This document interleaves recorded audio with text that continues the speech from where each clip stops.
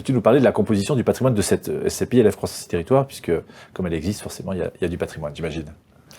Bien volontiers. Alors on l'a vu, c'est une SCPI existante. Donc qui dit SCPI existante, c'est que nous partons d'un socle, d'un patrimoine existant.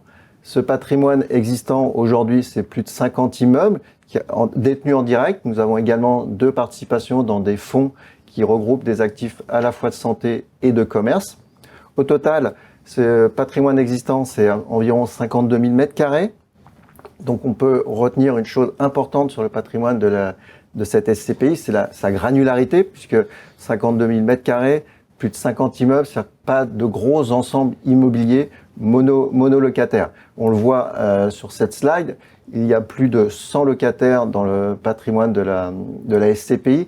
Donc là, on a aussi une deuxième fois ce mot important de granularité, ce qui signifie une grande mutualisation du risque locatif.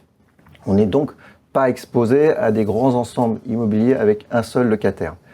Aujourd'hui, ce patrimoine est réparti de la manière suivante, une répartition sectorielle avec 62% de bureaux, 33% de commerce. L'idée, on a commencé à en parler et on le verra un peu plus loin, c'est qu'on va faire évoluer le patrimoine de la SCPI. L'idée, c'est de mettre ce socle d'activités, commerce, bureau, santé, éducation, ça représente un volume de 75%.